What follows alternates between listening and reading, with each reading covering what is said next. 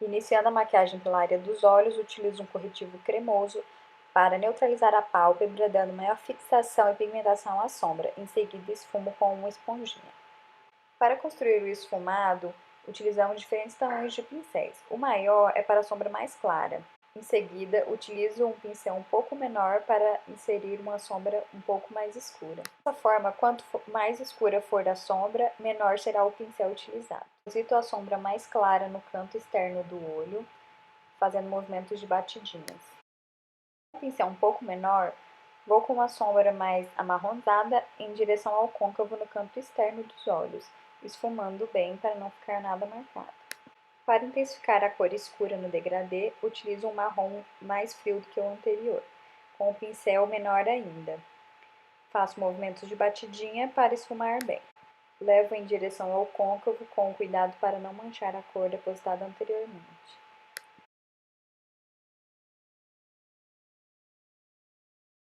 Para intensificar a cor mais escura do degradê, utilizo preto com muito cuidado em um pequeno espaço no canto externo do olho, esfumando bem as bordas para não deixar marcado. Com um pincel limpo, dou leves batidinhas na borda da cor preta, tirando as marcações.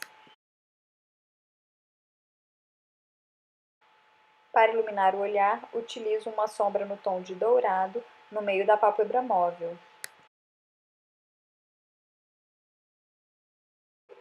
Para dar um efeito iluminado no canto interno dos olhos, utilizo uma sombra mais branquinha e mais clarinha. Não utilize essa técnica se os olhos da cliente forem afastados para não afastar mais ainda.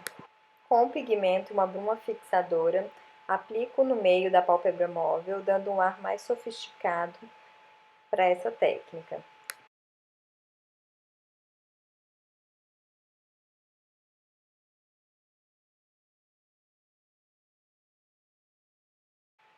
Utilizando um delineador em gel e um pincel com a ponta bem fininha, vou fazer o meu delineado, começando do canto interno, bem fininho para não começar grosso, e vou engrossando do meio para o final.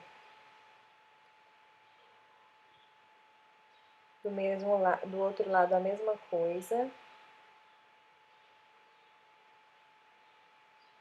Não vou puxar gatinho, vou com a parte mais grossa do delineado até a sombra mais escura, que é o preto. Em seguida, eu utilizo o delineador líquido sobre o delineador em gel para selar, pois se eu não selar o delineador em gel, corre o risco dele carimbar na pálpebra fixa, então manchar a maquiagem. Dessa forma, eu aplico em cima do delineador em gel o delineador líquido com cuidado e espero secar. Para dar um ar mais dramático ao olhar, vou utilizar um delineador em gel ou lápis preto abaixo da linha d'água para intensificar o acabamento. Após esfumar o delineador em gel ou o lápis aplicado abaixo da linha d'água, vou intensificar utilizando uma sombra preta para esfumar. Lembrando sempre de unir o final da parte inferior com a parte superior do olho, ou seja, aquela linha mais dramática da parte inferior com o cantinho externo da parte superior do olho, que é mais escuro. Neste caso, para aumentar o olhar, utilizei um lápis branco na linha d'água.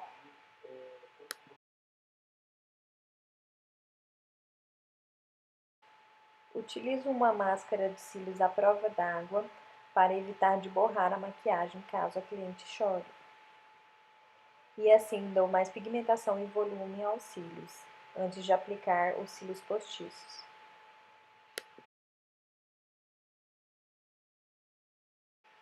Antes de fazermos a aplicação do cílio postiço, precisamos medir e deixar ele do tamanho do olho, proporcional a cada tipo de olho, e assim recortar o que sobrar.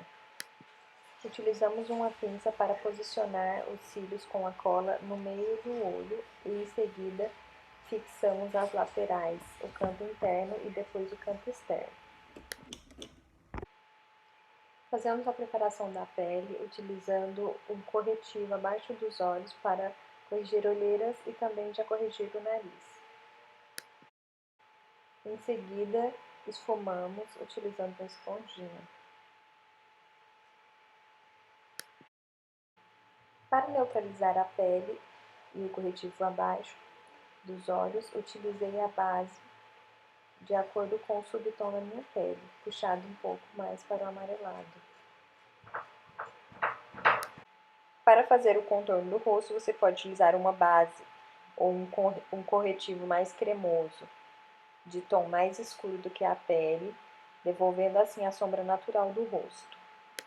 Utilizei uma base de cor mais quente, mais escura do que a minha pele, para devolver esta sombra ao rosto. Em seguida, é preciso esfumar bem para não deixar nada marcado. Para dar profundidade e afinar as laterais do rosto, utilizo um contorno em pó, de cor mais fria do que a utilizada anteriormente. Aplico o contorno mais escuro apenas rente à raiz dos cabelos, nas laterais do rosto, ajudando a selar o contorno cremoso.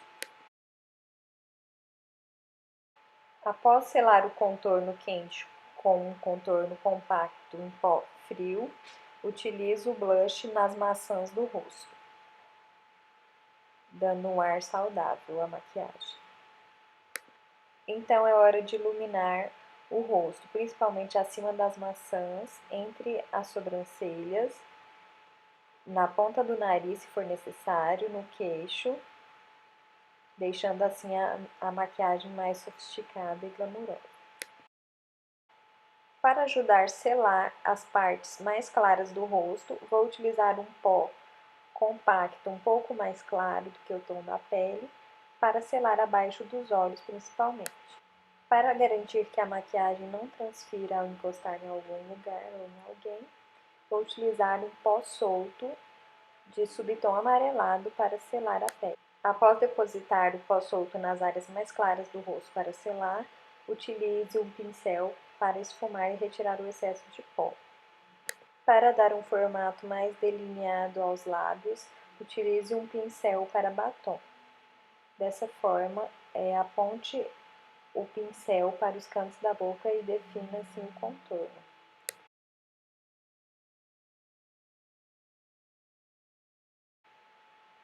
Para definir melhor o contorno dos lábios na parte superior, utilizamos também o pincel, primeiro demarcando o contorno dos lábios.